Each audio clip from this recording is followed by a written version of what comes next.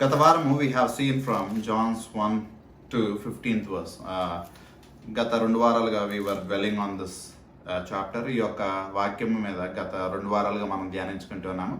So ఈ యొక్క దినము మనము ఈ యొక్క 16వ వచనము నుండి 21వ వచనం వరకు ధ్యానించుకుంటాము. Someone can read this in Telugu. తెలుగులో ఎవరొకరు దీన్ని చదవవలసిందిగా కోరుకుంటున్నాను. యోహాను సువార్త 6వ అధ్యాయము 16వ వచనం నుండి 21వ వచనం వరకు. సాయంకాలం అయినప్పుడు ఆయన శిష్యులు సముద్రమునొద్దకు వెళ్లి దోణి ఎక్కి సముద్రపు అద్దరి ఉన్న కపెర్నహూమునకు పోవచ్చుండేది. అంతలో చీకటాయను గాని యేసు వారి యొద్దకు ఇంకనూ రాలేదు. అప్పుడు పెద్ద గాలి విసరగా సముద్రము పొంగుచుండేది. వారు ఇంచుమించు 2 కోసుల దూరము దోణిని నడిపించిన తర్వాత యేసు సముద్రం మీద నడుచుచు తమ దోణి దగ్గరకు వచ్చుట చూచి భయపడేది. అయితే ఆయన నేనే, భయపడకూడని వారితో చెప్పాను. కనుక ఆయనను దోణి మీద ఎక్కించుకొనుటకు వారి ఇష్టపడేది. వెంటనే ఆ దోణి వారు వెళ్ళుచున్న ప్రదేశమునకు చేరేది. దేవుడు ఇటువంటి వాక్యమును దీవించిన గాక. This is where we will be dwelling today. ఈ యొక్క దినము మనము ధ్యానించుకునే భాగము ఇదే ఉండగా, let's all once again remember what we have learn previously. గత వారం మనం ఏమి ధ్యానించుకున్నాం అన్నది ఇంకొక మారు మనము జ్ఞాపకం చేసుకుందాము. So what we have scene previously was, యేసుక్రీస్తు ప్రభువారు ఈ యొక్క గల్లీ సముద్రం తీరమున బయలుదేరి ఆ దరి నుండి ఈ దరికి చేరుకుని, ఈ దరి నుండి గొప్ప సమూహమును చూసి ఆ యొక్క గొప్ప సమూహమునకు ఆయన కూర్చుండబెట్టి వారందరికీ 5,000 పురుషులు, దానికంటే అధికంగా ఉన్న స్త్రీలు, దానితో పాటు ఉన్న చిన్ని బిడ్డలు అందరూ కలిసి సుమారుగా 20,000 మంది జనాంగానికి ఆయన 5 రొట్టెలు 2 చేపల నుండి దేవుడు ఈ యొక్క శూన్యంలో నుండి ఆహారాన్ని సృజించి వారికి అందచేయటం అన్నది మనం చూసుకున్నాము. దీనికంటే తర్వాత మనము ఇంకొక మాట కూడా ధ్యానించుకున్నాం. యోహాను సువార్త అదే 6వ అధ్యాయము 66వ వచనముని మనం ఒకసారి చూసుకున్నాం. అది చూస్తే ఆయన శిష్యులలో అనేకులు వెనుక తీసి మరి ఎన్నడూ ఆయనను వెంబడింపలేదు. చాలు. So this is the main centre of the theme of the whole chapter. మీరు ఈ యొక్క వాక్య భాగం అంతయో చూస్తే మీరు ఒకటి గమనించాల్సింది ఏంటంటే, ఈ యొక్క వాక్య భాగం అంతటిలో మొత్తము 71 వచనాలు ఉన్నాయి. 71 వచనాలు ఒక అధ్యాయంలో ఉన్నది అంటే ఆ యొక్క అధ్యాయం యొక్క ప్రాముఖ్యత చాలా ముఖ్యమైనదని. ఇప్పుడు మొట్టమొదటిగా చూసుకున్న అద్భుత కార్యము యొక్క ప్రత్యేకత ఏంటి అంటే, ఆ యొక్క అద్భుత కార్యము చాలా సామాన్యమైన చిన్న అద్భుత కార్యం కాదు, చాలా అతి పెద్ద అద్భుత కార్యము అని చెప్పి మనం జ్ఞాపకం చేసుకుంటున్నాము. దానితో పాటు ఆ యొక్క అద్భుత కార్యము ఇంకో ప్రత్యేకత ఏంటంటే, అది 4 అధ్యాయాల్లో లిఖించబడి ఉంది. మత్తయి సువార్త 14వ అధ్యాయంలో, అలాగే మన యొక్క లూకా సువార్త, అలాగే మార్కో సువార్త 6వ అధ్యాయంలో కూడా మనము ఆ యొక్క 5 రొట్టెలు 2 చేపల నుండి ఆ యొక్క 20,000 నుండి 25,000 సుమారు యొక్క జనాంగాన్ని దేవాతి దేవుడు పోషించటము అన్న అద్భుత కార్యం మనం చూసుకుంటాం. దీనికి చాలా ప్రత్యేకత కలిగి ఉన్నది. ఎందుకంటే ఇక్కడ మనం ఏం చూస్తామంటే, there is a difference between a true disciple and a false disciple. నిజమైన శిష్యునికి అబద్ధపు శిష్యునికి ఉన్న వ్యత్యాసాన్ని ఈ యొక్క అధ్యాయం మనకు చూపిస్తుంది.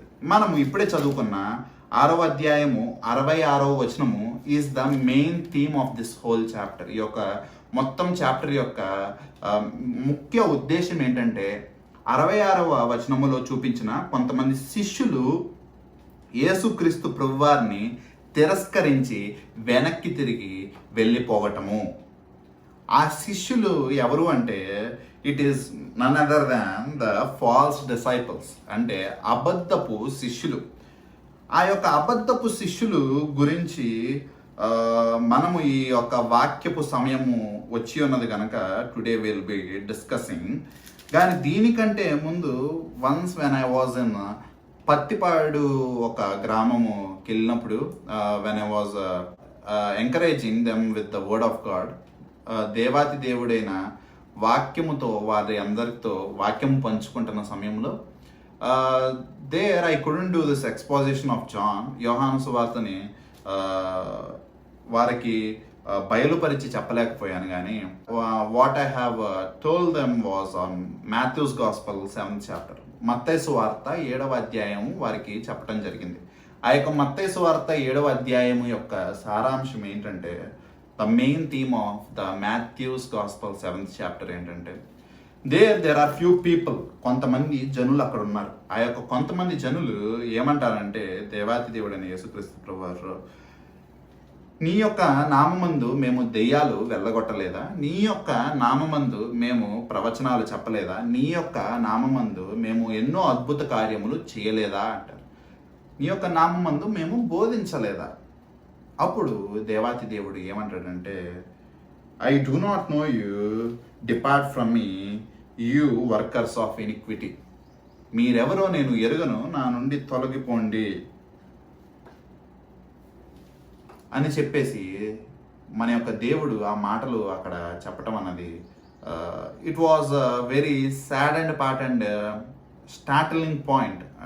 ఒక క్రైస్తవ విశ్వాసాన్ని కదిల్చివేసే ప్రశ్న ఏంటంటే, క్రైస్తవ్యంలో ఉంటూ దేవుని యొక్క సేవకులు అని చెప్పుకుంటూ, లేదా దేవుణ్ణి వెంబడిస్తున్న శిష్యులు అని చెప్పుకుంటూ, లేదా దేవుడిని వెంబడిస్తున్న క్రైస్తవులు అని పిలువబడుతున్న వారు దేవుని యొక్క నామమందు ఎన్నో అద్భుత కార్యాలు చేసిన వారు, దేవుని యొక్క నామమందు ఎన్నో దెయ్యాలు వెళ్ళగొట్టిన వారు, దేవుని యొక్క నామమందు అద్భుత కార్యాలు చేసిన వారు, దేవుని యొక్క నామమందు బోధించేవారు, చివరాఖరికి దేవుని చేత నీవెవరో నేను ఎరగను అనిపించుకునేవారు ఉంటారా అన్న అంశం గురించి మనం మాట్లాడుకున్నాం. ఇప్పుడు అటువంటి విధమైన టాపిక్కే మళ్ళీ ఈ యొక్క దినం కూడా మనం చూస్తాము. ఎస్, ఇండీడ్ ఇటువంటి జనులు ఈ యొక్క సమయాల్లోనే కాదు, కానీ ఇటువంటి జనులు పాత యేసుక్రీస్తు ప్రభువారి యొక్క సమయంలో, ఆయన యొక్క శిష్యుల యొక్క సమయంలో, పాత నిబంధన ప్రవక్తల యొక్క సమయంలో కూడా మనము ఇటువంటి జనులను చూస్తాము. ఎందుకంటే ఎప్పటికప్పుడే మనల్ని మనం పరీక్షించుకోవాల్సిన అవసరం ఉంది.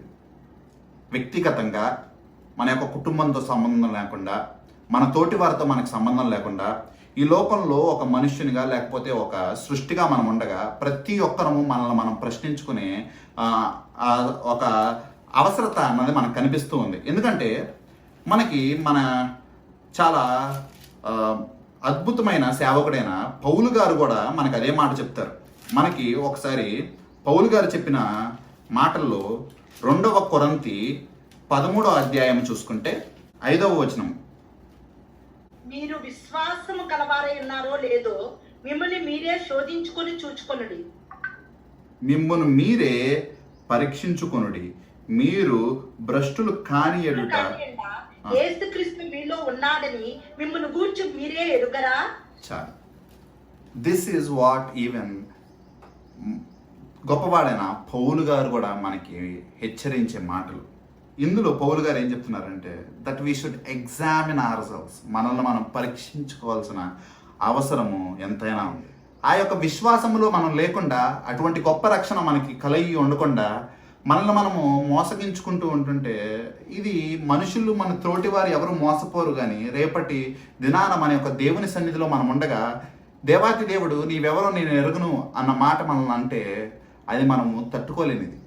అప్పుడు మనము ఇంకెక్కడికి వెళ్ళలేము, మనకు అక్కడ కృపాకాలం అనేది లేదు. ఈ యొక్క లోకంలోనే మనకు ఆ యొక్క గొప్ప అవకాశం ఉన్నది మనల్ని మనము పరీక్షించుకోవటానికి.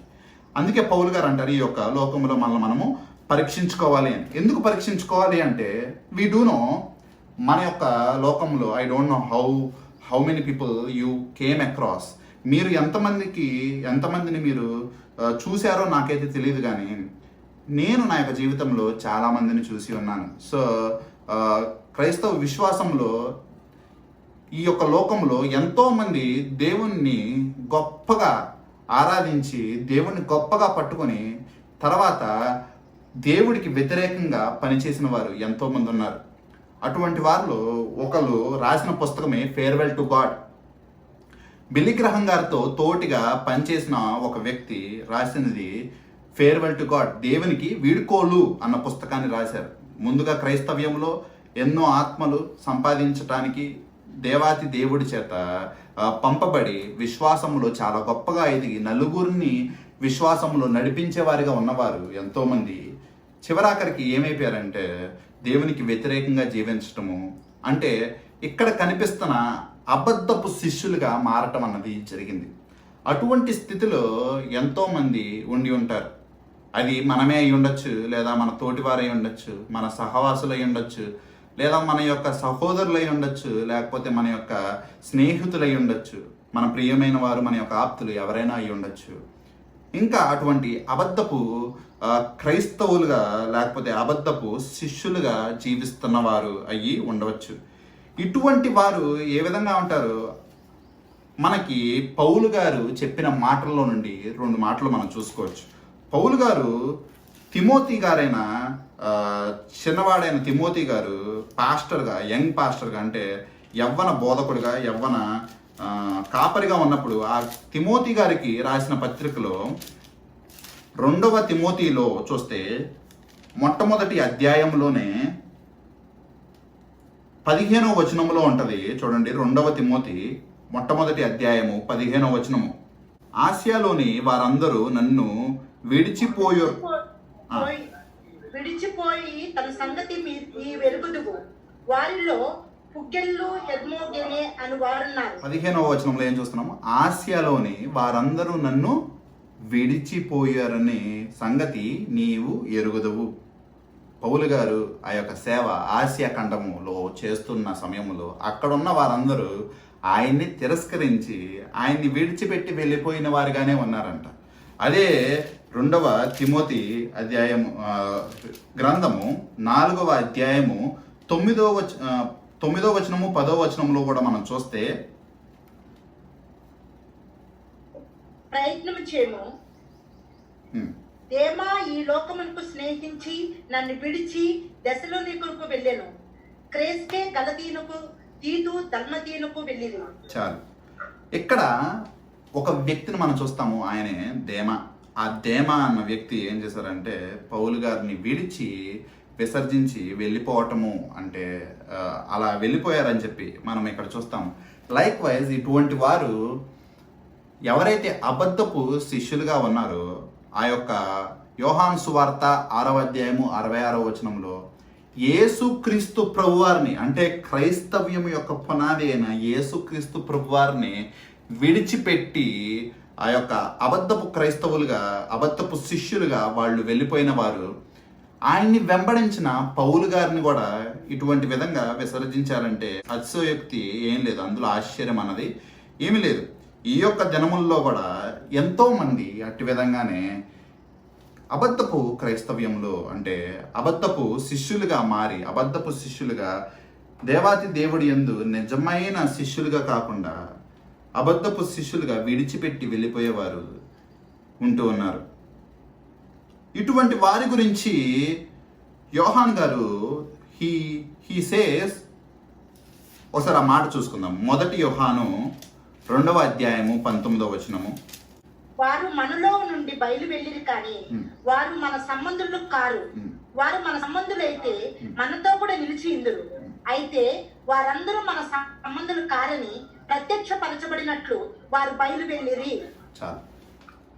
వారు ఇక్కడ దేవాతి దేవుని యొక్క సంబంధులు కాదు. That's the reason they have left the Christ and his church and they have went out. వాళ్ళు అబద్ధపు శిష్యులు గనక, అబద్ధపు క్రైస్తవులు గనక, నిజమైన వారు కాదు గనక, మారు మనస్సు లేకపోతే క్రొత్తగా జన్మించిన వారు కాదు గనక, నటించేవారు గనక వారు ఆ యొక్క విశ్వాసాన్ని లేదా ఆ యొక్క దేవుని యొక్క సహవాసాన్ని విడిచిపెట్టి బయటకు వెళ్ళిన వారుగా ఉన్నారు. If they were together in Christ, వాళ్ళు సహవాసంలో ఒకరిగా ఉండి ఉంటే, వాళ్ళు కలిసి ఉండి ఉంటే వాళ్ళు బయటికి వెళ్ళేవారు కాదు. This is what we see even in the Old Testament. ఇది మన యొక్క కొత్త నిబంధనలో చెప్పిన మాటలే కాదు, కానీ పాత నిబంధన నుండి, అంటే మనుషుల యొక్క స్వభావం స్వతహాగా సృష్టి ఏర్పడినప్పటి నుండి ఈ యొక్క దినము వరకు అటువంటి నిజమైన దేవుణ్ణి విసర్జించి అబద్ధపు శిష్యులుగా ఉండేవారిగానే ఉన్నారు. ఇటువంటి దాని గురించి మనము యెషయా ప్రవక్త, యెర్మియా ప్రవక్త చాలా విలాపించి, చాలా ఏడ్చి, బాధపడి మొత్తుకుని ఈ యొక్క గ్రంథముల్లో రాయటము మనం చూస్తూ ఉంటాము. దానికి ఉదాహరణగా లామెంటేషన్స్లో 2వ అధ్యాయంలో కూడా ఒక చక్కటి మాట ఉంటుంది. Lamentations 2nd chapter 11th verse. నా జనుల కుమారునికి కలిగిన నాశనమును చూడగా నా కన్నులు కన్నీటి చేత క్షీణించుచున్నది, నా అంతరంగము క్షోభిల్లుచున్నది, నా కాలేజము నేల మీద ఒలుకుచున్నది. శిశువులను, చంటి బిడ్డలను పట్టణపు వీధులలో మూర్చిల్లదు. చాలు. This is what our Lord's heart is. మన యొక్క దేవాతి దేవుడి యొక్క హృదయము ఇటు విధంగా రోధిస్తుంది, ఇటువంటి విధంగా బాధపడుతుంది. ఎందుకు బాధపడుతుంది, ఎందుకు రోధిస్తుంది? ఒక క్షణంలో అందరినీ నాశనం చేయగలిగినంత గొప్ప శక్తివంతుడైన మన దేవుడు ఎందుకు బాధపడుతున్నాడంటే, ఆయన యొక్క చేతి సృష్టి మనందరినీ సృజించుకున్న వాడు మన యొక్క దేవాతి దేవుడు. మన విధంగానే ఇటువంటి లోకంలో ఎందరినో ఆయన్ని తిరస్కరించిన వారిని, ఆయన్ని అమ్మివేసిన వారిని, ఆయన యొక్క హృదయము వేధించే వారిని, ఆయన్ని బాధించే వారిని కూడా ఆయనే సృజించుకున్నారు. ఆయన ఎంతగానో ప్రేమించుకున్నారు, అందుకే వారందరినీ సృజించారు. ఆయన్ని సృజించిన వారందరూ ఆయన్ని వెంబడించాలని చెప్పి కోరుకున్న హృదయం ఆయనది. కానీ వాళ్ళందరూ ఎటువంటి వారిగా ఉన్నారు? ఆయన్ని విడిచిపెట్టే వారిగా ఉన్నారు, ఆయన్ని బాధ పెట్టేవారిగా ఉన్నారు, ఆయన్ని ఏడిపించేవారిగా ఉన్నారు. మన యొక్క దేవుణ్ణి ఏడిపించే వారిగా ఉండటం ఎంత భయంకరమైన పరిస్థితి. వారందరూ ఎటువంటి హృదయం కలిగి ఉన్నారంటే, అబద్ధపు శిష్యులుగా, అబద్ధపు విషయాలని విశ్వసించే వారిగా ఉన్నారు. ఏదైతే అబద్ధమో ఆ అబద్ధము మనల్ని ఎప్పుడూ స్వతంత్రులుగా చేయదు, కానీ సత్యము మనల్ని స్వతంత్రులుగా చేసిద్ది. అబద్ధము ఎప్పుడు మనల్ని చీకటిలోనికే తోసిద్ది. అటువంటి చీకటి సంబంధులుగానే వాళ్ళు ఉండటానికి సిద్ధపడి ఉన్నారు. అటువంటి వారిని చూసి మన యొక్క దేవుని యొక్క హృదయము చాలా బాధించబడుతుంది, ఆయన యొక్క హృదయము చాలా వేదనకు గురవుతుంది. అటువంటి మన యొక్క దేవుడి యొక్క హృదయము పాత నిబంధనలోనే కాదు, కానీ ఆ యొక్క దేవాతి దేవుడు ఈ యొక్క లోకంలోనికి మనుష్యునిగా 100% దేవునిగా 100% మనుష్యునిగా జీవించడానికి వచ్చినప్పుడు ఆ యొక్క దేవాతి దేవుడు ఈ లోకంలో కూడా అటువంటి విధంగానే ప్రలాపించారు, అటువంటి విధంగానే కన్నీళ్లు విడిచారు, అటువంటి విధంగానే ఏడ్చారు. మన యొక్క యేసుక్రీస్తు ప్రభువారు ఈ లోకంలో కూడా ఆయన వచ్చిన సమయంలో ఆ లూకా సువార్త 19వ అధ్యాయము 41వ వచనంలో మనం చూస్తాము. ఆ 41 చూడండి. ఆయన పట్టణమునకు సమీపించినప్పుడు దాన్ని చూచి ఆయన దాని విషయమై ఏడ్చి, నీవును ఈ నీ ధనమందైనను సమాధాన సంబంధమైన సంగతులను తెలుసుకొనిన ఎడల నీకెంతో మేలు. At least even today that you may know the real truth, it is a blessing. అది నీకు మేలు. బట్ స్టిల్ కానీ ఇప్పుడు అవి నీ కన్నులకు మరుగు చేయబడి ఉన్నవి. బట్ ఇప్పుడు నువ్వు అవి చూడలేకపోతున్నావు, నువ్వు గుడ్డితనంలో ఉన్నావు అని చెప్పి ఆ యొక్క యెరూషలేము పట్టణం గురించి ఆయన విలపించటము we see. This is the heart of our Lord, weeping upon the false converts. మారు మనసు లేని అబద్ధపు క్రైస్తవ్యంలో అబద్ధపు శిష్యులుగా ఉన్న వారి పట్ల మన యొక్క దేవాతి దేవుడు యొక్క బాధ, ఆయన ఏడుపు. ఇది మన యొక్క యోహాను సువార్త 6వ అధ్యాయంలో కూడా మనం చూస్తూ ఉంటాం. ఈ యొక్క యోహాను సువార్త 6వ అధ్యాయంలో మొత్తము 4 భాగాలుగా ఉంటుంది. మొట్టమొదటి భాగము యేసుక్రీస్తు ప్రభువారు అక్కడ ఉన్న వారందరినీ స్వస్థపరుస్తారు. స్వస్థపరిచి వారందరికీ ఆహారం సమకూరుస్తారు. సమకూర్చిన వారందరూ చక్కగా తృప్తిగా భోంచేసిన తర్వాత రెండవది ఈయన గురించి ఈయన బయలుపరుచుకుంటారు. యేసుక్రీస్తు ప్రభువారు రాబో మెస్సయ అని, తానే దేవుడని వాళ్ళందరికీ బయలుపరుచుకుంటారు. బయలుపరుచుకున్న తర్వాత ఆ యొక్క 6వ అధ్యాయము 66వ వచనంలో మనం ఏం చూస్తాము? శిష్యులు, అక్కడున్న జనులు ఆయన్ని విసర్జించి, ఆయన్ని తిరస్కరించి వెళ్ళిపోతారు. అబద్ధపు శిష్యులు తిరస్కరించి వెళ్ళిపోవటమే కాదు, దీని యొక్క ముగింపు ఎప్పుడు ఎలా ఉంటుందంటే, యోహాను సువార్త 7వ అధ్యాయము 1వ వచనం చదవండి. అటు తర్వాత యూదులు ఆయనను చంప వెదికినందున యేసు యూదయలో సంచరించినొల్లక గలిలయలో సంచరించుచుండెను. The final result is they want to kill him. ఆయన్ని చంపటానికి వెతకటం మొదలుపెట్టారు. This is always the scenario that we see. ఈ యొక్క విషయాన్ని మనము ఈ యొక్క గ్రంథములోనే కాదు, ఈ యొక్క అధ్యాయంలోనే కాదు, 5వ అధ్యాయంలోనూ కూడా ఇదే చూసుకుంటాం. 5వ అధ్యాయంలో కుంటివాడిని స్వస్థపరిచారు. ఆ కుంటివాడు వెళ్ళి చెప్పిన సాక్ష్యం మేరకు ఆ యొక్క ఫరిసీయులు అందరూ ఈయన్ని ప్రశ్నించడానికి వచ్చారు. ప్రశ్నించేటప్పుడు యేసుక్రీస్తు ప్రభువారు తానే దేవుడు అని చెప్పి 6 విధాలుగా ఆయనకి తెలియపరుచుకున్నారు. దాని తర్వాత ప్రతి సమస్తము విని వాళ్ళందరూ ఆ యొక్క 5వ అధ్యాయము 16వ వచనంలో ఆయన్ని తిరస్కరించారు. ఆ 18వ వచనంలో ఆయన్ని ఏం చేయాలనుకున్నారు? చంపాలనుకున్నారు. This is what is the heart of this people in John 6. యోహాను సువార్తలో ఉన్న అబద్ధపు శిష్యుల యొక్క హృదయము కూడా అదే. తిరస్కరించారు.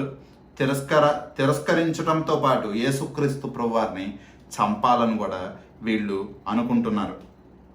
This is what is the today's portion of ఇంట్రొడక్షన్గా మనం చూసుకోవచ్చు. ఇది ఈ యొక్క దినం యొక్క ఇంట్రొడక్షన్గా we see, and the title will be the difference between the true disciples and the false disciples. అబద్ధపు శిష్యులకి నిజమైన శిష్యులకి ఉన్న వ్యత్యాసము ఈ యొక్క దినం మనం చూసుకుంటాము. మొట్టమొదటిగా ఇది ప్రాముఖ్యంగా ఎవరికి వారు వేసుకోవాల్సిన ప్రశ్న. నేను నిజమైన శిష్యుణ్ణా, అబద్ధపు శిష్యుణ్ణా? మన యొక్క తోటి వారిని చూసుకుని వాళ్ళు నిజమైన వారా, అబద్ధమైన వారా అని చెప్పి మనము జడ్జ్ చేసే కంటే, మనము తీర్పు తీర్చే కంటే, ఆ తీర్పు తీర్చే పాత్ర మన యొక్క దేవాతి దేవుడు ఆయన 2వ రాకడలో ఖచ్చితంగా చేస్తారు.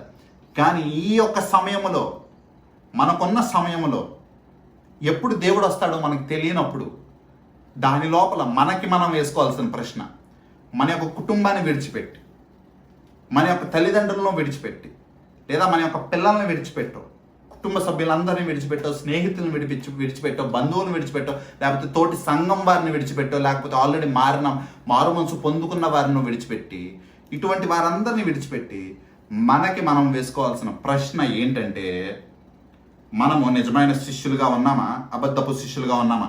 నేను ఎటువంటి పాత్రలని పోషిస్తున్నాను? రేపు దేవుడు వచ్చిన తర్వాత రాతి నేల మీద పడిన విత్తనం వలె ఉంటానా, లేకపోతే ముళ్ళ కంపల్లో పడిన విత్తనం వలె ఉంటానా, లేదా ఆ యొక్క మంచిగా అభివృద్ధి చెందే ఆ యొక్క మంచి నేల మీద పడిన విత్తనం వలె ఉంటానా? రేపు దేవుడు వచ్చిన తర్వాత నేను అవి చేశాను, నేను ఇవి చేశాను, నీ యొక్క నామందు నేను ఇలా బ్రతికాను, అలా బ్రతికాను, కానీ నీవెవరో నేను ఎరగను అనిపించుకుంటామా? లేకపోతే బలా మంచి దాసుడా అని చెప్పి మనం అనిపించుకుంటాం. నేను ఏమీ చేయలేకపోయినా అల్పుణ్ణు, ఇదిగో గొయ్యి తీసి నా యొక్క తలాంతులు కప్పెట్టాను అని చెప్పుకుంటామా? లేదా పౌలు గారి వలె మంచి పోరాడాను, మంచి పరుగు నేను పరిగెత్తాను, I have fought a good fight and I have won the race అని చెప్పి మనం చెప్పుకోగలుగుతాము? మనకి మనం వేసుకోవాల్సిన ప్రశ్న, ఎవరికి వారు వేసుకోవాల్సిన ప్రశ్న. విను ప్రతి ఒక్కరూ మిమ్మల్ని మీరు ప్రశ్నించుకునే సమయము ఇది. జనరల్గా శిష్యులు అంటే గ్రీకు పదము ఏంటంటే మ్యాట్హిటిస్. శిష్యులు అంటే గ్రీకు పదంలో ఏంటంటే మ్యాట్హిటిస్, MATHITS. మ్యాట్హిటిస్ అంటే శిష్యులు అంటే అందులో వాళ్ళు నిజమైన శిష్యులై ఉండొచ్చు, లేకపోతే అబద్ధపు శిష్యులైనా ఉండొచ్చు. దేవుడి యందు శిష్యులు ఆ 12 మందికి శిష్యులు కాదు, యాక్చువల్లీ చాలామంది శిష్యులు. ఆ చాలామంది శిష్యుల్లో 66వ వచనంలో అందరూ విడిచిపెడితే ఆయనకి మిగిలింది ఎవరంటే 12 మంది శిష్యులు. ఆ 12 మంది శిష్యులు కూడా చివరాఖరి వరకు చివరాఖరి వరకు పోరాడరు. అందులో ఒకడు యూదా ఇస్కరియోతు ఆయన్ని అమ్మి వేయటానికి మధ్యలో విడిచిపెట్టి వెళ్ళిపోతాడు. ఆ 12 మందిలో ఒకడు వెళ్ళిపోతాడు, 11 మందే మిగులుతారు. అది యేసుక్రీస్తు ప్రభువారు కూడా, నీవు నాకు అప్పగించిన వారందరినీ విశ్వాసముగా ఉంచుకున్నాను, అందులో ఒకడు తప్పిపోయాడు అని చెప్పి దేవుడే సాక్ష్యం ఇస్తాడు.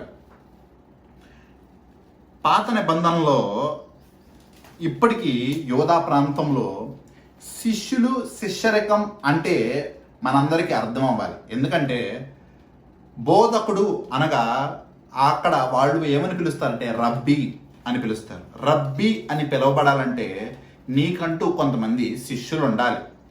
ఆ శిష్యులకి నువ్వు బోధకుడుగా అక్కడ బోధకుడు అంటే ఈ యొక్క లోకపు నగ్న సత్యాలు, లేకపోతే ఫిలాసఫీ, లేకపోతే ఆర్ట్స్, సైన్స్ అండ్ కల్చర్ నేర్పించరు. కానీ బోధకుడు అనగా ఆ యొక్క ధర్మశాస్త్రాన్ని బోధించేవాడిగా ఉన్నారు. ఆ ధర్మశాస్త్రంలో ఉన్న ప్రతి ఒక్క వచనాన్ని బోధించడానికి ఆయన తర్వాత ఆ యొక్క బోధని ఆయన పంపించేవాడిగా బోధకుడు ఉండేవాడు. ఆ బోధకుడికి ఎప్పుడు ఆ యొక్క బోధ స్వీకరించి తర్వాత బోధకుడిగా తయారవటానికి ఆ శిష్యులందరూ ప్రయత్నిస్తూ ఉండేవాళ్ళు.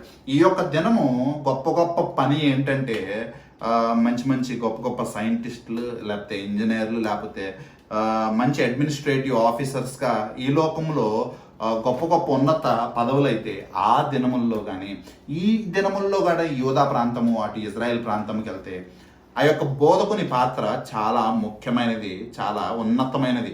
అటువంటి బోధకుడిని సంపాదించుకోవటం చాలా అరుదుగా దొరికేది.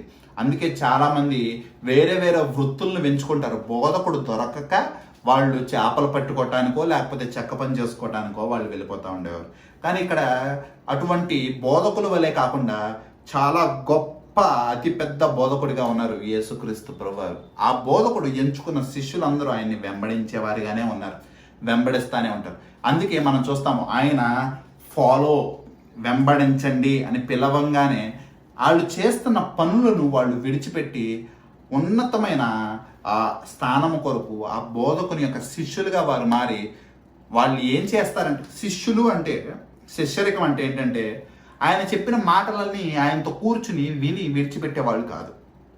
శిష్యులు అంటే వాళ్ళు ఆయన చెప్పిన మాటలన్నీ విని ఆయనకి సేవలు చేసుకునే వాళ్ళు కాదు. శిష్యులు అంటే ఆయన అడుగులో అడుగు వేసేవాళ్ళు. ఆయన యొక్క విధానాలు, ఆయన యొక్క విధులు అన్నీ దగ్గరగా చూసేవాళ్ళు. వాళ్ళు ఆయన ఏ సమయానికి నిద్రిస్తారు, ఏ సమయానికి లెగుస్తారు, ఆయన ఏ సమయానికి ప్రార్థిస్తారు, ఏ సమయానికి ఆయన వాక్యం ధ్యానిస్తారు, ఏ విధంగా మనం అర్థం చేసుకోవాలి, ఏ విధంగా అర్థం చేయకూడదు, ప్రార్థన ఏ విధంగా చేయాలి మాకు అది నేర్పించు. ఇటువంటి విధంగా బోధకులు వలె వాళ్ళు ఏ విధంగా జీవిస్తారో యాజ్ ఇట్ ఈజ్ మారటాన్నే శిష్యరికం అంటారు. అటువంటి శిష్యులు వాళ్ళు. అంతేగాని ఆయన చెప్పిన మాటలు ఒకటి హృదయంలో పెట్టుకోవటానికి కాదు. ఆ యొక్క దినముల్లో శిష్యరికం అంటే బోధకుడు ఏ విధంగా నడిస్తే అదే విధంగా నడవాలి, బోధకుడు ఏమి తింటే అదే విధంగా తినాలి, బోధకుడు ఏమి చెప్తే అదే విధంగా చేయాలి. అటువంటి ఉన్నతమైనది శిష్యరికం.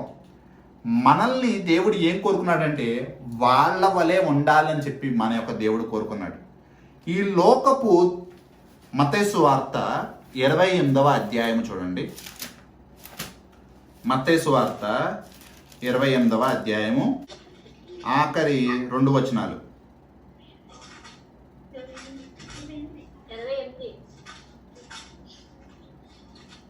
28, 18, 19, 20 చదువుతుంది. అయితే యేసు వారి ఎత్తుకు వచ్చి, పరలోకమందును భూమి మీదను నాకు సర్వాధికారం ఇవ్వబడి ఉన్నది, కాబట్టి మీరు వెళ్ళి సమస్త జనులకు శిష్యులుగా చేయండి, తండ్రి యొక్కయు కుమారుని యొక్కయు పరిశుద్ధాత్మ యొక్కయు నామములోనికి వారికి బాప్తిస్మం ఇచ్చుచు. అయితే యేసు వారి యొద్దకు వచ్చి, పరలోకమందును భూమి యందును నాకు సర్వాధికారం ఇవ్వబడింది, కాబట్టి మీరు వెళ్ళి సమస్త జనులను ఏం చేయాలి?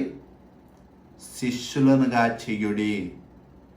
ఈ దినము నేనైనా అవ్వచ్చు, ఇప్పుడు వింటున్న మీరైనా అవ్వచ్చు, తర్వాత ఎవరైనా అవ్వచ్చు, క్రైస్తవులు అని చెప్పి పిలువబడుతున్న ప్రతి ఒక్కరు ఎవరంటే దేవాతి దేవుని యొక్క శిష్యులు, శిష్యరికం చేసే వాళ్ళం మనం. మనలో అబద్ధపు శిష్యులు ఉండొచ్చు, నిజమైన శిష్యులు ఉండొచ్చు. అబద్ధపు శిష్యులైనా నిజమైన శిష్యులైనా మనల్ని ఏమని పిలుస్తారంటే గ్రీకు భాషలో మ్యాట్హిటిస్ అంటే ఏంటంటే మనం ఏం చేయాలంటే యేసుక్రీస్తు ప్రభువారు ఏ విధంగా తన యొక్క జీవనాన్ని కొనసాగించారో అటువంటి విధంగానే మనందరం చేయాలి. మనకి మనం వేసుకోవాల్సిన ప్రశ్న, అటువంటి విధంగా మనం ఎక్కడున్నాము? దేవాతి దేవుని యొక్క ప్రణాళికలో, రక్షణ ప్రణాళికలో ప్రతి ఒక్కరిని ఏ విధంగా మార్చాలనుకుంటున్నారు? ప్రతి ఒక్కరిని యేసుక్రీస్తు ప్రభువారి యొక్క స్వారూప్యంలోనికి మనల్ని మార్చాలనుకుంటున్నారు. In the likeness of Lord Jesus Christ. యేసుక్రీస్తు ప్రభువారు ఏ విధంగా ఉన్నారో మనందరం అదే విధంగా మారాలన్నది ఈ యొక్క గొప్ప రక్షణ యొక్క ప్రణాళిక. వాట్ ఆర్ వి అని చెప్పి మనం ప్రశ్నించుకోవాలి. How far I am from being in the likeness of Jesus Christ. ఎంత దూరం ఉన్నాను నేను యేసుక్రీస్తు ప్రభువారి యొక్క స్వారూప్యంలోనికి మనం మారటానికి? యేసుక్రీస్తు ప్రభువారు ఏ విధంగా ఉండేవాళ్ళు, నేను ఏ విధంగా ఉన్నాను. యేసుక్రీస్తు ప్రభువారు ఏ విధంగా మాట్లాడేవాళ్ళు, నేను ఏ విధంగా మాట్లాడుతాను. యేసుక్రీస్తు ప్రభువారి యొక్క ప్రథమ ఆశ ఏంటి, మన ఆశ ఏంటి? యేసుక్రీస్తు ప్రభువారి యొక్క జీవితం ఏంటి, మన యొక్క జీవితం ఏంటి? ఎంత దూరం ఉన్నాను, ఇంకా ఎన్ని అడుగులు వేయాలి, ఎన్ని మెట్లు ఎక్కాలి, ఎలా ఆత్మీయంగా ఎదగాలి. అంతేగాని ఒక వయసు వచ్చేసింది, నేను ఉన్నదే మెట్టు, ఉన్నతమైన మెట్టు అని చెప్పి మనం అనుకుంటే అది దేవుని యొక్క స్వారూప్యంలోనికి మారటము కాదు. ఎంత వయసు వచ్చినా ఎప్పుడైనా దేవుడి ముందు అందరము చిన్న పిల్లల వారి వంటే ఉన్నాము. వయసు లోకపరంగా ఎంత వచ్చినా, భౌతికంగా మనం ఎంత వృద్ధాప్యంలో ఉన్నా, ఆత్మీయంగా మనము చిన్న పిల్లల వారిగానే ఉంటే మనకి అంత మంచిది కాదు.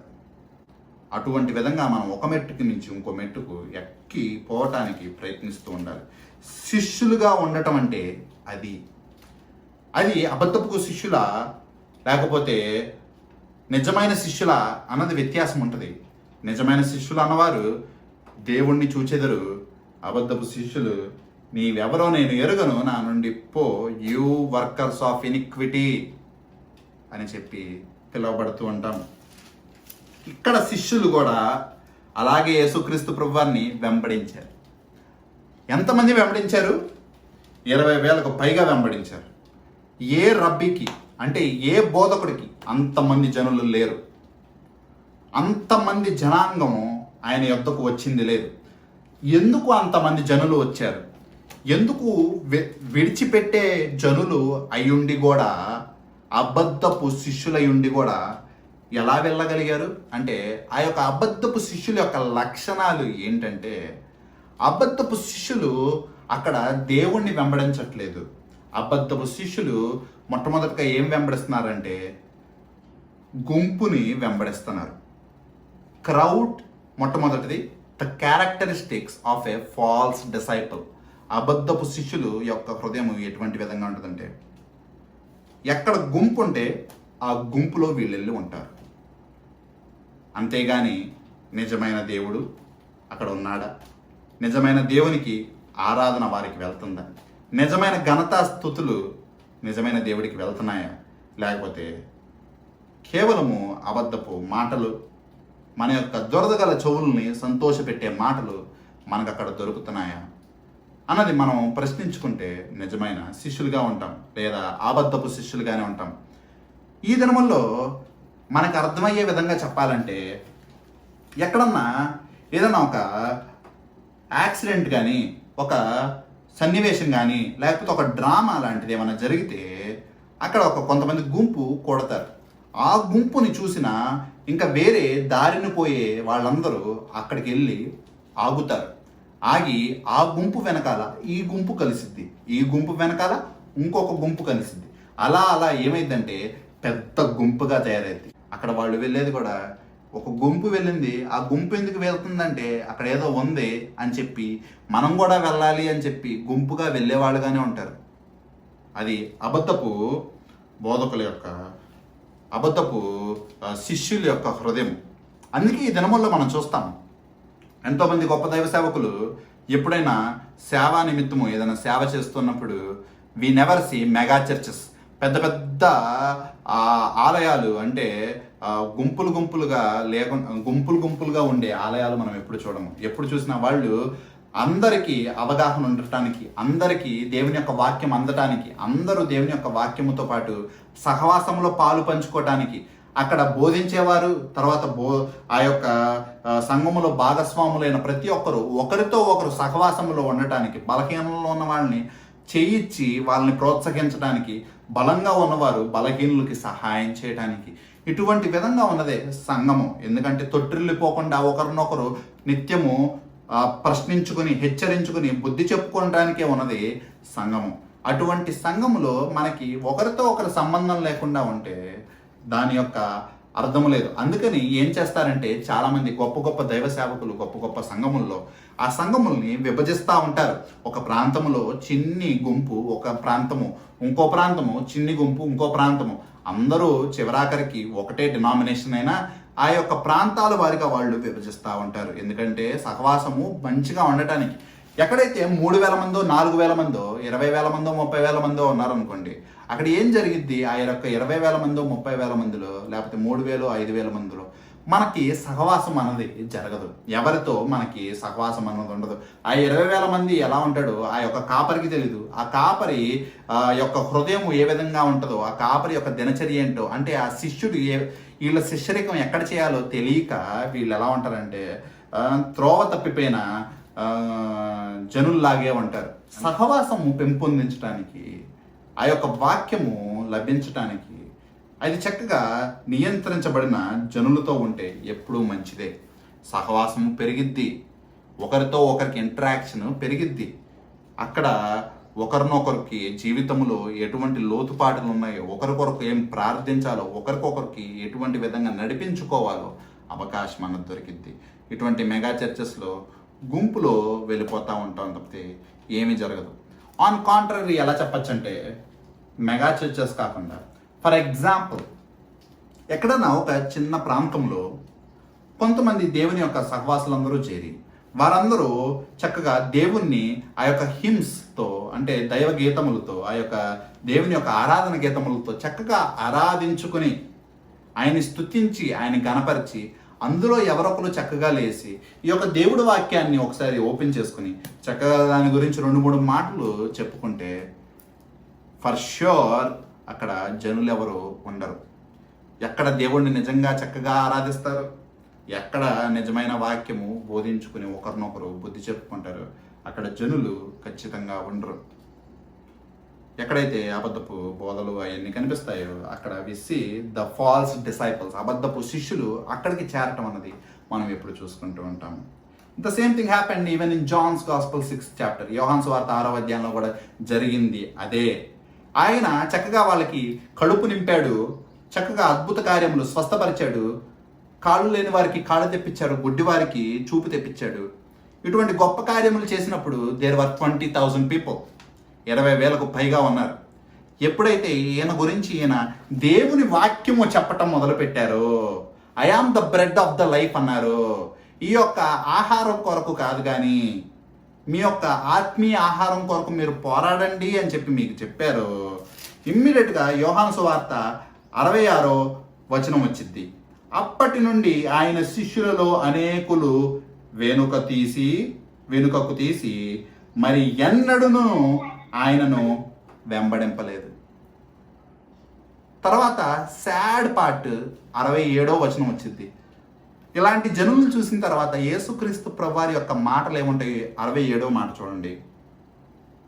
కాబట్టి యేసు మీరు కూడా వెళ్ళిపోవాలని ఉన్నారా అని 12 మందిని అడగక సీమోను పేతురు, ప్రభువా ఎవని యొద్దకు వెళ్ళుదుము? నీవే నిత్య జీవపు మాటలు గలవాడవు. చాలు. This is where we see the true disciples. సీమోన్ పేతురు లాంటి ఎక్కడికి వెళ్ళగలము? నీ దగ్గర మాకు ఆహారం దొరికింది అనలా, నీ దగ్గర మాకు అద్భుతాలు దొరుకుతాయి అనలా, నీ దగ్గర మాకు ఏం దొరుకుతాయి? నిత్య జీవపు మాటలు. These are the true disciples. కానీ యేసుక్రీస్తు ప్రభువారి మాటలు చూసారా? 20,000 మందిగా ఉన్నారు. తిన్నారు, గొప్పగా స్వస్థపడ్డారు. తర్వాత ఏం చేశారు? విసర్జించి వెళ్ళిపోయారు. మీరు కూడా వెళ్ళిపోవాలనుకుంటున్నారా? ఈ మనల్ని రక్షించగలిగిన ఏకైక దేవుడు, ఆయనే మార్గం, ఆయనే సత్యము, ఆయనే జీవము, అటువంటి గొప్ప దేవుడైన ఆయన నోటి నుండి వచ్చిన మాటలు అవి. మీరు కూడా నన్ను విడిచి వెళ్ళిపోవాలనుకుంటున్నారా? For the sake of true word. ఏం కారణంగా చూపి?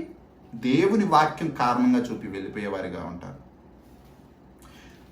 Crowds draw crowds. యేసుక్రీస్తు ప్రభువారి మాటలు కాదు అక్కడ వాళ్ళందరూ రావటానికి కారణం.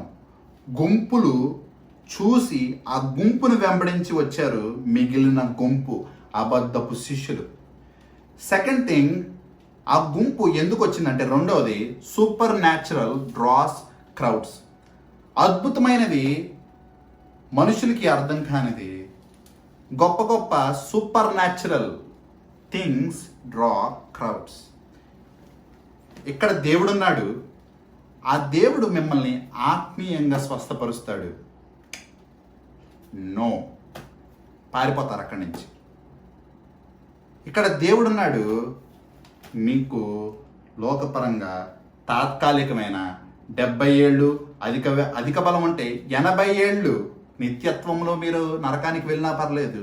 ఈ లోకంలో మీకు స్వస్థత అక్కడ జనులు. మీరు ఆర్థికంగా అభివృద్ధి చెందుతారు, అక్కడ జనులు. మీకు కెరియర్ గ్రోత్ ఉంటుంది, అంటే మీకు మంచి ఉద్యోగాలు వస్తాయి, అక్కడ జనులు.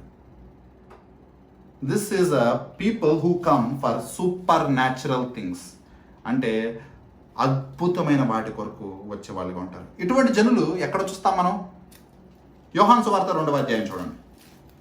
యోహాను సువార్త 2వ అధ్యాయంలో 23. ఆయన పస్కా పండుగ సమయమున యెరూషలేములో ఉండగా ఆ పండుగల్లో అనేకులు ఆయన చేసిన సూచక్రియలను చూచి ఆయన నామమందు విశ్వాసముంచిరి. There were lot of people who believed in his signs. ఆయన చేసిన అద్భుత కార్యములు చూసి ఆయన విశ్వసించారు.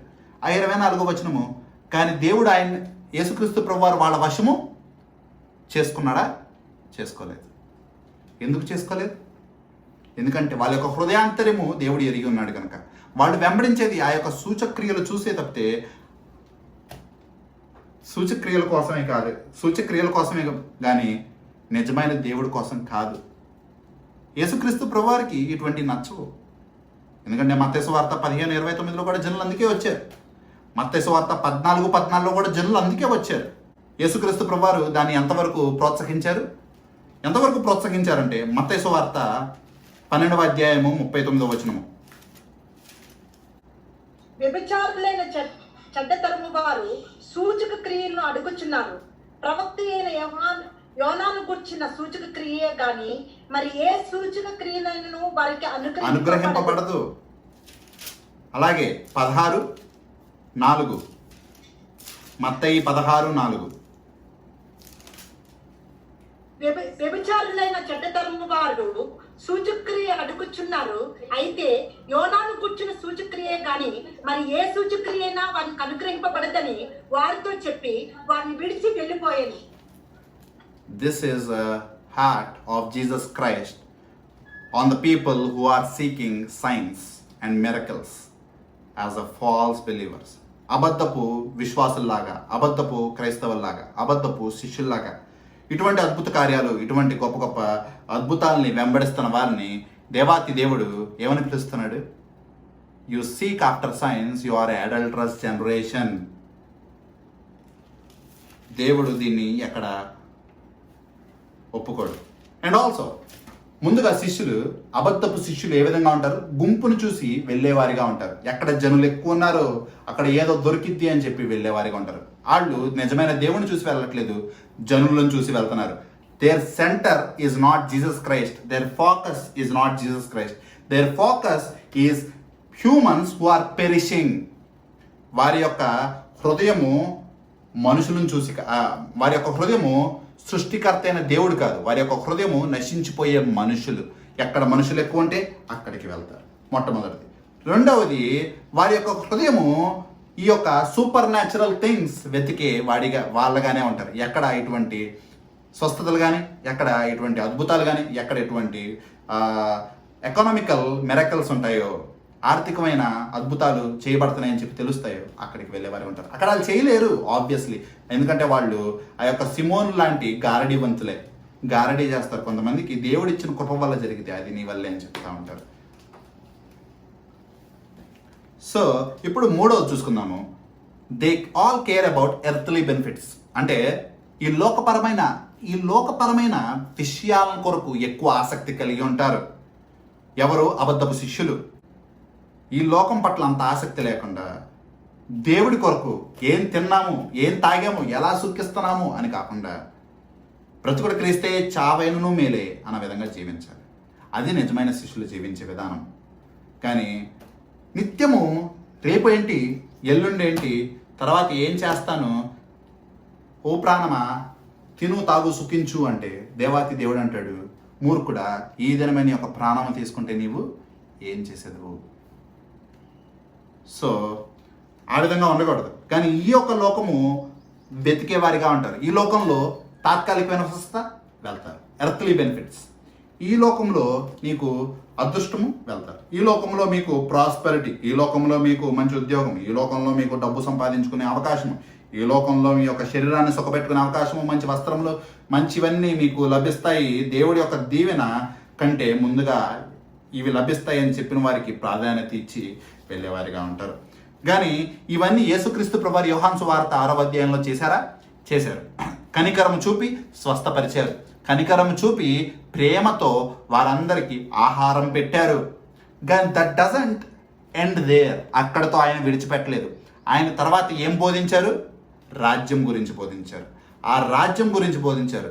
సీక్ ఈ Kingdom first, the rest will be given on to you. ముందుగా రాజ్యము వెతుకుడి, మీకు సమస్తాన్ని అనుగ్రహించబడింది అని చెప్పి దేవుడు చెప్పాడు.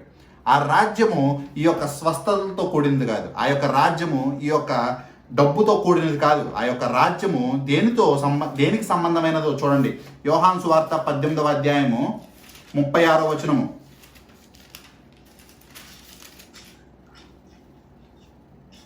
యోహాను సువార్త 18:36. నా రాజ్యం ఈ లోకం సంబంధమైనది కాదు. నా రాజ్యం ఈ లోక సంబంధమైనది అయితే నేను యూదులకు అప్పగింపబడకుండానట్లు నా సేవకులు పోరాడుదురు కానీ నా రాజ్యము ఇహ సంబంధమైనది కాదనేను. ఆయన రాజ్యము ఈ లోకం సంబంధమైనది కాదు. ఈ లోకంలో మీకు ఏమన్నా లభిస్తుందంటే ఆయన రాజ్యములో మీకు ఏమీ దొరకట్లేదని అర్థం. ఈ లోకంలో మీరు సంపాదించుకునేది ఆయన యొక్క రాజ్యానికి ఏ సంబంధన లేదు.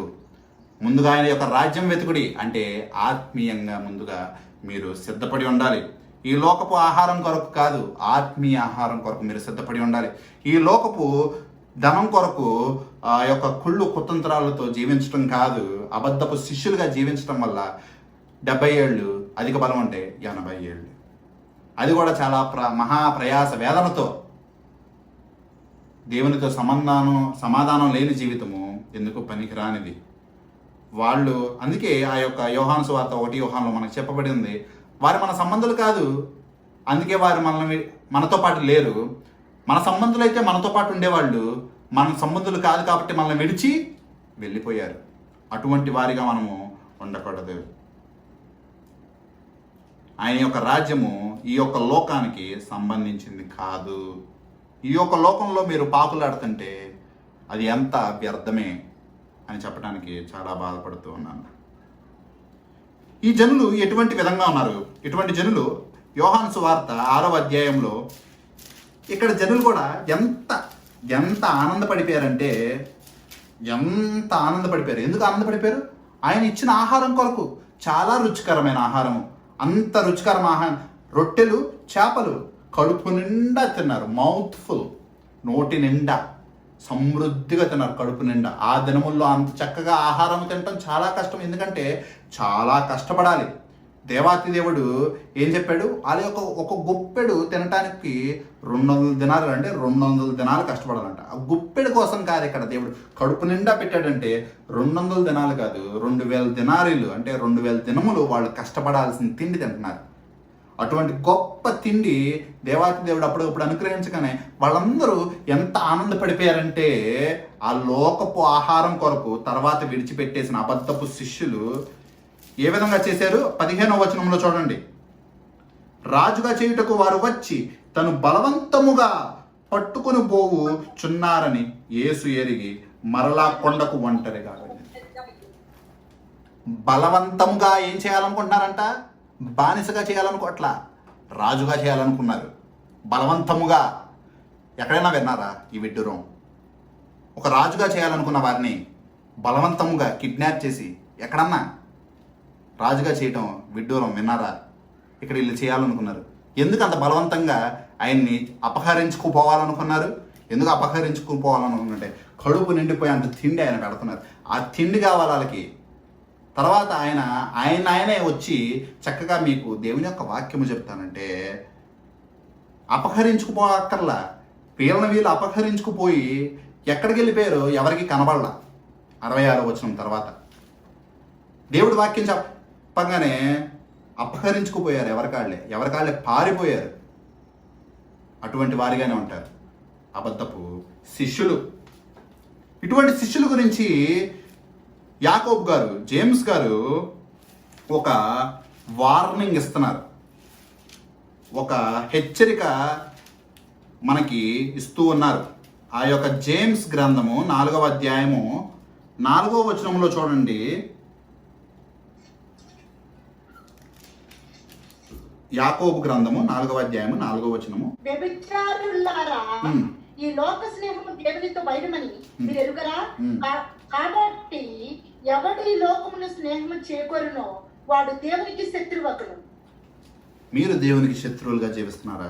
ఈ లోకంలో మీరు స్నేహం చేస్తున్నారా? ఈ లోకాన్ని ఎంతగానో ప్రేమిస్తున్నారా? యాకోబు గారు మిమ్మల్ని ప్రోత్సహించట్లేదు. యాకోబు గారు మిమ్మల్ని తిరస్కరిస్తున్నారు.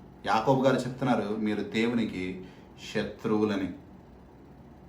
యాకోబు గారి మాటలను మనకి యోహాన్ గారు కూడా మళ్ళీ జ్ఞాపకం చేస్తారు. ఈ యొక్క దేవుని ప్రేమ మీలో ఉండాలంటే ఈ లోకపు ప్రేమ మీకు ఉండకూడదు. ఈ లోకాన్ని మీరు ప్రేమిస్తే తండ్రి యొక్క ప్రేమ మీలో ఉండదు. ఆ వాక్యం చూసుకుందాం చూడండి. 1 యోహాను 2వ అధ్యాయము 15వ వచనము. 1 యోహాను 2వ అధ్యాయము 15వ వచనము. ఈ లోకమునైనను లోకములో ఉన్న వాటినైనను ప్రేమింపకుడి. ఎవడైనను లోకమును ప్రేమించినట్లా తండ్రి ప్రేమ వానిలో ఉండదు. This is a question for yourself. This is a question that the children will ask you. This is a question that you will ask your children.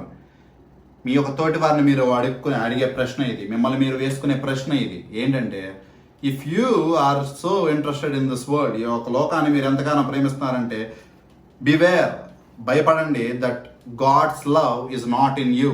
దేవుని ప్రేమ మీ యొక్క హృదయములో లేదు. These are not my words. ఈ నా మాటలు కాదు, కానీ ఈ యొక్క పరిశుద్ధ గ్రంథంలో రాయబడిన గొప్ప శిష్యులైన యోహాన్ గారు, యాకోబు గారి మాటలు. So beware that you won't be in a shoe of false disciple. అబద్ధపు శిష్యుల యొక్క పాత్రలో మీరు ఉండకూడదని చెప్పి ఇంకొకసారి జ్ఞాపకం చేస్తూ ఉన్నాను. గుంపులు చూసి వెళ్ళటం కాదు, అద్భుతాలు స్వస్థతలు చూసి వెళ్ళటం కాదు, ఈ లోక సంబంధమైన ఆహారం కొరకు, లోక సంబంధమైన ఉద్యోగాల కొరకు, లోక సంబంధమైన మేలుల కొరకు వెళ్ళటం కాదు.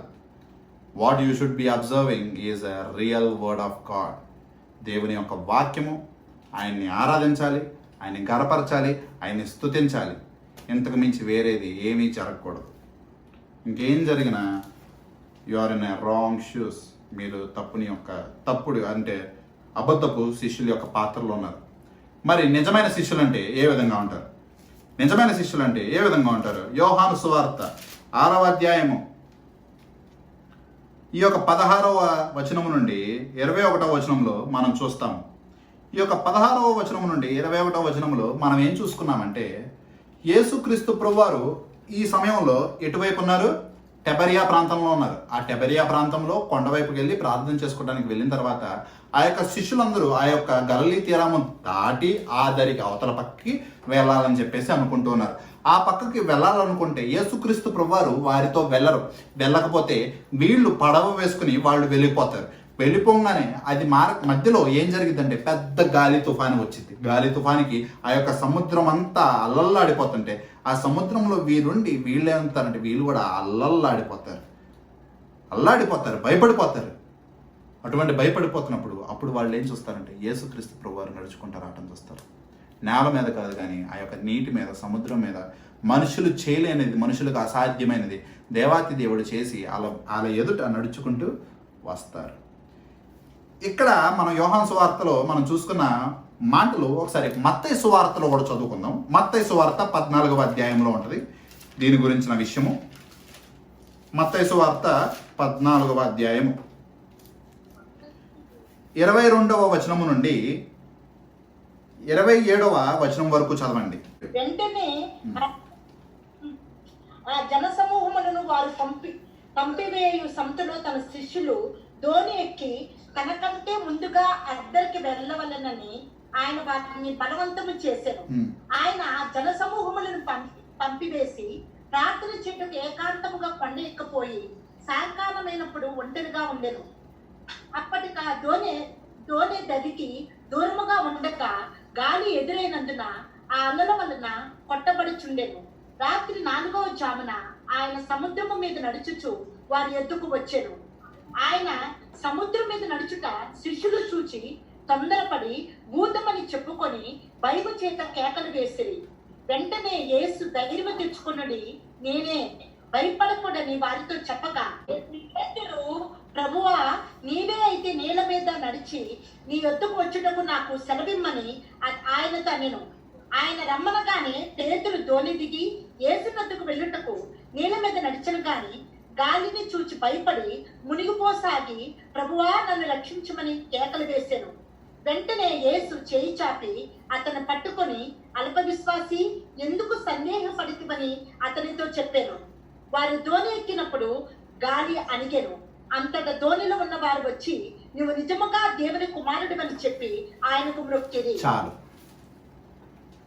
ఇటువంటి విధంగానే అంతకు ముందు కూడా జరిగింది. ఇక్కడ ఆ యొక్క పడవ అంతా అల్లల్లాడిపోతున్నప్పుడు అక్కడ ఉన్న జనులందరూ భయభ్రాంతులకు గురైపోయి భయపడుచుండగా అందులో యేసుక్రీస్తు ప్రభువారు ఆ యొక్క సముద్రం మీద నడుచుకుంటూ వస్తుంటే వాళ్ళు దెయ్యమేమో అని చెప్పి, భూతమేమో అని చెప్పి భయపడుకుడి, అది నేనే అని యేసుక్రీస్తు ప్రభువారు చెప్పగా, పేతురు గారికి ఆ కోరిక ఎందుకు కలిగిందో నాకు తెలియదు కానీ ఆయనకి ఏం కోరిక కలిగిందంటే, నేను కూడా నడవాలని చెప్పి అనుకుంటున్నాను దేవా, ఆజ్ఞాపించు అంటే ఆయన నడిచారు. కానీ అక్కడున్న ఆ యొక్క సముద్రము యొక్క తీవ్రత చూసి ఆయన యొక్క హృదయములో ఆయన భయపడంగానే, కొద్దిగా అల్ప విశ్వాసం కనిపించంగానే ఆయన మునిగిపోసాగాడు. యేసుక్రీస్తు ప్రభువారు ఆయన కాపాడి మళ్ళీ ఆయన నడుచుకుంటూ తీసుకెళ్ళి ఆ యొక్క ధోనిలోకి ఉంచిన తర్వాత ఆయన ఆజ్ఞాపించంగానే ఆ యొక్క సమస్త స్ట్రాంగ్, ఆ యొక్క భయంకరమైన తుఫాన్ అంతా ఆగిపోయింది.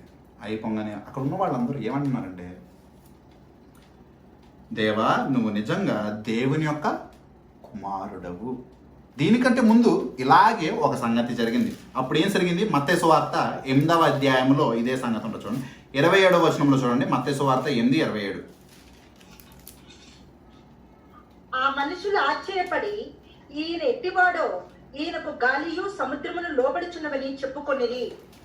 ఇలాగే వీళ్ళు సముద్రంలోకి వెళ్ళినప్పుడు మొత్తం మళ్ళీ సముద్రం అంటే తెలిసిందే కదా, వీళ్ళు చేపలు పట్టడానికి ఏ సమయాల్లో వెళ్తూ ఉంటారు? ఆ యొక్క రాత్రి వేళ సమయంలో వెళ్తూ ఉండేవాడు. సుమారుగా somewhere in the 3 to 6 in the morning, ఆ యొక్క తెల్లవారుజామున అంటే రాత్రి వేళ, where the high tides are very powerful. ఆ యొక్క జలము చాలా, ఆ యొక్క సముద్రము చాలా బలంగా ఉండే సమయాల్లో వీళ్ళు వెళ్తూ ఉంటారు. కనుక సహజంగా ఏం జరిగిద్ది అంటే ఎక్కువ తుఫాన్ రావటం కానీ, పడవ అటు ఇటు తలకి ఊగిపోవటం కానీ జరిగింది. అటువంటి ఊగిపోయే సమయంలో అప్పుడు ఏం జరిగిందంటే, యేసుక్రీస్తు ప్రభువారు పడవలోనే ఉన్నప్పుడు యేసుక్రీస్తు ప్రభువారిని లేపి, మేము చనిపోతుంటే నీకు ఎటువంటి భయం లేదా, అదే ఎటువంటి హృదయం లేదా మా పట్ల అని చెప్పి వీరు ప్రశ్నించగానే, దేవుడు ఆ యొక్క గాలి తుఫాన్ను గద్దించగానే గాలి తుఫాన్లో ఆయన ఒక మాట ఉంటాయి. ఎందుకంటే ఆయన సృష్టికర్త కనుక. గాలి తుఫాను, ఈ యొక్క భూమి, ఈ యొక్క కరోనా వైరస్ ఏదైనా ఆయన యొక్క నామం ముందు గద్దించబడిద్ది. అటువంటి శక్తివంతుడు మన యొక్క గొప్ప దేవుడు. ఆయన యొక్క నామందు గద్దించబడింది అయిపోగానే వాళ్ళు ఇంకా అప్పటికి ఇంకా దేవుడి యందు విశ్వాసంలో ఎదుగుతూ ఉన్నారు, ఇంకా అల్ప విశ్వాసంగానే ఉన్నారు, ఇంకా నేర్చుకుంటున్నారు. అందుకే వాళ్ళు దేవా నువ్వు గొప్పవాడివి అని చెప్పి ఆయన ముందు మోకరెళ్ళి ఆయన్ని ఆరాధించాల. వాళ్ళు ఏం చేశారు? What manner of this man is who can even command the strong. ఎటువంటి వ్యక్తి అయినా ఆయన మాటలకి ఈ యొక్క గాలి నీరు సముద్రము కూడా లోబడుతుందే. ఏమని ప్రశ్నిస్తున్నారు? ఎటువంటి మనిషి అయినా ఇంకా అంటే ఈయన ఇంకా అప్పటికి ఈయన నిజమైన దేవుని కుమారుడు అని చెప్పి వీళ్ళు ఎరగలేరు. ఆయన ఆరాధించే హృదయం వీరికి ఇంకా లేదు, వేరే వాటి పట్లే ఉంది. రక్షించాలి అని చెప్పి ఆ యొక్క లోకపరమైన కోరికలతోనే ఉన్నారు. కానీ ఇక్కడ మత్తయి సువార్త 14:33 వచనం చదువు. అందరూ 33 మాటలు, 32, 33. ఊరిలో ఉన్న వారు వచ్చి నీవు నిజముగా దేవుని కుమారుడు అని చెప్పి ఆయనకు మొక్కిరి. This is the heart of a real believer. ఇక్కడ ఇదే అద్భుత కార్యము దేవుడు చేసినప్పుడు they don't seek their lives. వారి యొక్క జీవితాలు వారు అప్పుడు చూసుకోరు, వారి యొక్క ఏమి చూసుకోరు. ఇంకా అల్ప విశ్వాసులే అని కూడా యేసుక్రీస్తు ప్రభువారు చెప్తారు. అప్పటికి వాళ్ళ యొక్క విశ్వాసం సరిపోవట్లేదు. అటువంటి వారు విశ్వాసంలో ఏ విధంగా వెదిగారంటే, అటువంటి పేతురు గారు చివరాకర్లో నేను ఆయన వల్లే సిలువ వేయటానికి అర్హత నాకు లేదు, నన్ను తిరగదెప్పి సిలువ వేయండి అని చెప్తాడు. 3 సార్లు బొంకిన వాడే తిరగదెప్పి సిలువ వేయన్నంత విశ్వాసంలో ఎదిగాడు. ఇక్కడ కూడా అల్ప విశ్వాసంలో ఉన్నారు, but still they are a true disciple. They don't seek these worldly things. ఈ లోకపరమైన వాటిని వారు వెతకట్లేదు. ఆల్ దే కేర్ అబౌట్, వాళ్ళకి దృష్టంతా దేవుణ్ణి ఆరాధించాలి, ఆయన్ని మ్రొక్కాలి, ఆయన్ని కొనియాడాలి, ఆయన్ని స్తుతించాలి. వేరే ఆశ వీరికి లేదు. Their centre is Jesus Christ. Jesus is the centre of it all అని ఒక పాట ఉంటుంది కదా, will sing it next week. వచ్చే వారం మనం పాడుకుంటాం ఆ పాట. Jesus is the centre of it all. Jesus is the centre of it all. దేవుడే సమస్తానికి ముఖ్యమై ఉన్నాడు. ఆరాధన సమయంలో, వాక్యము సమయంలో, జరుగు ఈ యొక్క సహవాసం సమయంలో Jesus should be the centre of it all. Even your life, your ways, your deeds, మీ యొక్క మార్గములు, మీరు ఎంచుకునే మార్గము, మీరు చేసే వృత్తి, లేకపోతే మీ లోకంలో చేస్తున్న ప్రతి ఒక్క క్షణంలో you should sound Jesus Christ. You should hear, everyone should hear Jesus Christ. మీ మాటలు యేసుక్రీస్తు ప్రభువారిని బోధించాలి. మీ యొక్క మాటల్లో అందరూ యేసుక్రీస్తు ప్రభువారిని చూడాలి. ఇఫ్ నాట్, బివేర్, భయపడండి. మీరు you are in a shoes of a false disciple. అబద్ధపు శిష్యుల యొక్క పాత్రలో ఉన్నారు. నిజమైన శిష్యులు మొక్కేవారిగానే ఉంటారు ఎప్పుడు దేవునికి. ఈ లోకపరమైన వాటి కొరకు, గుంపులు చూసుకునే వారి కొరకు, అద్భుతాలు చూసుకునే వారి కొరకు, స్వస్థతలు చూసుకునే వారిగా వారు ఉంటారు. They seek the real word of God. Let's all ప్రే. ప్రార్థన చేసుకుని ముగించుకుందాం. Our Heavenly Father, Lord, thank you for giving us this word. దేవా తండ్రి, నీ యొక్క వాక్యంతో మాతో మాట్లాడేది నీకు స్తుతులయ్యా. దేవా అబద్ధపు విశ్వాసులుగా కాకుండా తండ్రి, అబద్ధపు శిష్యులుగా కాకుండా నీ నిజమైన శిష్యులుగా ఇంకెక్కడికి వెళ్ళగలం తండ్రి, నీ యొక్క సన్నిధిలో కాకపోతే. అవును తండ్రి, ఇటువంటి లోకంలో మేము పడి చెడి ఉన్నామయ్యా, నిస్సహాయాలుగా. అంధకారంలో మా యొక్క కళ్ళకి సమస్తము కనుమరుగైపోయి ఏమీ కనపడట్లేదు తండ్రి. దేవా స్వస్థపరచుము. ఈ యొక్క ఆత్మీయత నుండి తండ్రి స్వస్థపరచుము. ఆత్మీయ అంధకారం నుండి స్వస్థపరచుము. లోకపరమైన వాటి కొరకు కాదు కానీ, తాత్కాలికమైన వాటి కొరకు కాదు కానీ తండ్రి, నీ యొక్క నిత్యత్వంలో మేము జీవించేవారు, నీ యొక్క నిత్యత్వం కొరకు మేము ఆసక్తి కలిగి ఉండేవారు, నీ యొక్క నిత్య సహవాసం కొరకు, ఆ యొక్క సన్నిధి కొరకు దేవదూతల వలె పరిశుద్ధుడు పరిశుద్ధుడు అని చెప్పి మేము నిత్యము కొనియాడేవారిగా సహాయం చేయండి. నిన్ను నిర్లక్ష్యపరిచేవారిగా ఉన్నాం, నిన్ను ఆయాస పెట్టేవారిగా ఉన్నాం, నిన్ను బాధించేవారిగా ఉన్నాం తండ్రి. నువ్వు మా కొరకు విలాపించుచుండగా, మా కొరకు కన్నీళ్లు విడిచుచుండగా తండ్రి, నిన్ను లెక్క చేయకుండా మా యొక్క హృదయాన్ని సంతోషపెట్టుకుంటూ, మా యొక్క శరీరాన్ని ఆనంద పెట్టుకుంటూ, లోకాన్ని అనుసరిస్తూ, లోకములో తండ్రి పడి చెడి జీవిస్తున్నాం తండ్రి, క్షమించు దేవా. మా యొక్క అబద్ధపు విశ్వాసాన్ని, అబద్ధపు మతాన్ని, అబద్ధపు శిష్యరికాన్ని తండ్రి గద్దించుము దేవా. దాన్ని పూర్తిగా తీసివేసి నీకు నిజమైన శిష్యులుగా మమ్మల్ని మార్చుము. సమస్తాన్ని విడిచిపెట్టి బ్రతుకుడు క్రీస్తే చావైనను మేలే అని జీవించే వారిగా సహాయం చేయము. కేవలము తండ్రి భయంకరస్తులే దేవా అటువంటి క్రియలు వెతుకుతారు. బట్ యువర్ చిల్డ్రన్ లార్డ్, మీ బిడ్డలు తండ్రి, తండ్రిగా నిన్ను ప్రేమిస్తారయ్యా దేవా. అటువంటి ప్రేమను మాకు నేర్పించుము దేవా. ఇటువంటి జీవితంలో, భయంకర పరిస్థితుల్లో, అంత్య దినములలో దేవా నీవు మా కొరకు ప్రలాపిస్తుండగా, మమ్మల్ని పిలుచుచుండగా దేవా ఇటువంటి అవిధేయతను విడిచిపెట్టే వారిగా సహాయం చేయండి దేవా. నిజమైన విశ్వాసులుగా మారటానికి సహాయం చేయండి. నిజమైన క్రైస్తవులుగా ఉండేలాగా సహాయం చేయండి. అటువంటి దిగజారుడి స్వభావం మా నుండి తీసివేయండి. విశ్వాసంలో దిగజారిపోయి తండ్రి నిన్ను విడిచిపెట్టి తండ్రి నిన్ను విసర్జించి జీవించే వారిగా కాకుండా దేవా నిన్ను హత్తుకుని ప్రతి దినము నీ యొక్క అడుగులో అడుగు వేస్తూ నీ యొక్క రొమ్ముని హత్తుకుని జీవించలావు, నీకు దగ్గరగా జీవించలావు, నీవు మా యొక్క జీవితంలో ప్రథమ స్థానంలో ఉండేలాగా సహాయం చేయండి. లోకపరమైనవి అన్ని తండ్రి నీ యొక్క రాజ్యం తర్వాత వచ్చి చూడండి. నీ రాజ్యం ఇహలోక సంబంధమైనది కాదు, పరలోక సంబంధమైనది. ఈ జీవితంలో మా యొక్క కాడి మోసుకుని మేము జీవించాలని నీ యొక్క నిజమైన సువార్త చెప్తాను. అటువంటి నిజమైన సువార్తని తండ్రి మా అందరికీ లభించలాగిన సహాయం చేయండి. సువార్త యందు శక్తి ఉన్నదయ్యా. ఈ యొక్క లోకంలో తండ్రి ప్రాస్పరిటీ గాస్పల్ ఎక్కువైపోయింది దేవా. దేవా నీ యొక్క నిజమైన సిలువ సువార్త నశించిపోయిందయ్యా తండ్రి. కృప చూపించుము. నీ యొక్క విశ్వాసాలని లేపుము దేవా. నీ యొక్క విశ్వాసులుగా తండ్రి, నీకు విశ్వాసమైన వాక్యులుగా వారిగా నీ యొక్క విశ్వాసమైన వాక్యమును తండ్రి, నీ యొక్క నిజమైన స్వార్థను ప్రకటించు వారిగా తండ్రి నడిపించుము. సొంత ఇచ్చలు, సొంత ఆశలు కొరకు కాదు కానీ దేవా నీ యొక్క నామము కొరకు జీవించు వారిని తండ్రి పంపించు దేవా. అటువంటి వారిగా ప్రతి ఒక్కరిని తయారు చేయ, ఎవరు తండ్రి విడిచిపెట్టకూడదు దేవా. అందరూ నీ యొక్క నామము కొరకు సంపాదించబడి ఉండగా ప్రతి ఒక్కరూ తండ్రి అటువంటి విధంగా సిద్ధపరచుము దేవా. నీ యొక్క వాక్యములో బలపరచుము. నీ యొక్క వాక్యపు తండ్రి రెండంచుల ఖడ్గంగా ఉండగా అటువంటి రెండంచుల ఖడ్గాన్ని తండ్రి ప్రతి ఒక్కరు నేర్చుకునటానికి సహాయం చేయండి తండ్రి. అటువంటి రెండంచుల ఖడ్గము సూటిగా తండ్రి లోపల మూలుగు వరకు చొచ్చుకుపోవును అని నీవు చెప్పి ఉన్నాయి. ఆ వాక్యమును మాకు నేర్పించు దేవా. అటువంటి బలమైన వాక్యమును మాకు నేర్పించు తండ్రి. వాక్యము మా యొక్క హృదయంలో ముద్రింపబడులాగన తండ్రి, మా యొక్క నోటి మాటలు వాక్యానుసారంగా ఉండలాగన తండ్రి. అవిధేయులుగా కాకుండా నీకు విధేయులుగా, నిజమైన విశ్వాసులుగా, నిజమైన శిష్యులుగా మమ్మల్ని మార్చి నీ నుండి శిష్యులకు పొందుతుండగా నీ యొక్క స్వారూప్యములు మారడానికి మేమందరం సిద్ధపడుతుండగా నీవు పరిశుద్ధుడు కనుక మమ్మల్ని పరిశుద్ధంగా జీవించమని అటువంటి జీవితాలు మాకు సహాయం చేయండి.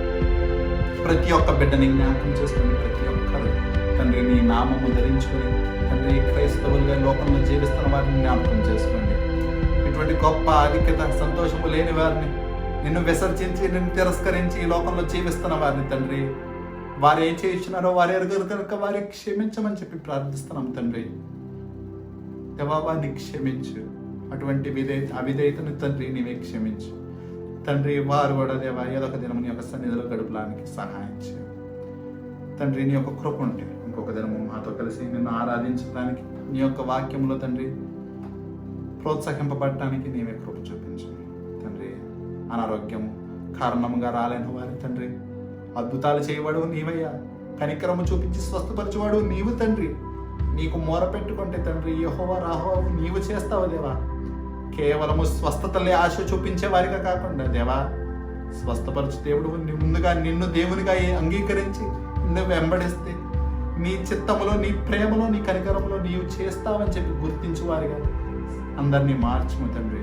అటువంటి వారిని ముట్టి నీ యొక్క సమయంలో నీవే స్వస్థపరుచుకొను తండ్రి నీకు సాక్షులుగా వారిని నీవే మార్చుకును, నీవే మహిమను పొందుకునమయ్యా. తండ్రి ఇది కేవలము మా యొక్క ప్రార్థన, నీ యొక్క చిత్తము జరిపించు దేవా. యొక్క కరోనా వైరస్ కారణంగా అందరైతే తండ్రి బాధపడుతున్నారు తండ్రి, నీ యొక్క సన్నిధికి దూరం అవుతున్నారు. అటువంటి గొప్ప ధన్యత లేదు దేవా. నువ్వు అటువంటి వారందరికీ నీ యొక్క సన్నిధిని కల్పించు. వెంటగా నీ యొక్క సన్నిధిలో ఆనందించడానికి దేవా, ఒక్క దినము నీ యొక్క సన్నిధిలో గడిపే ఈ యొక్క లోకంలో 1000 దినముల కంటే శ్రేష్టమని జ్ఞాపకం చేసుకుని తండ్రి నీ యొక్క సన్నిధిలో పాలు పంచుకునే అవకాశం దయచేయము. లోకపరమైన మాట వరకు పాపులాడక, అత్యాసక్తి కలిగి ఉండక, నీ యందు తండ్రి భయభక్తులు కలిగి జీవించడానికి సహాయం చేయమని, నిజమైన శిష్యులుగా అందరినీ మార్చమని, నీ స్వారూప్యంలో నీవే మార్చుకొనమని, నీరు పోసి ఫలింపచేయమని యేసే వారి దివ్యమైన నామములో ప్రార్థిస్తూ వేడుకుంటున్నాం తండ్రి. ఆమెన్.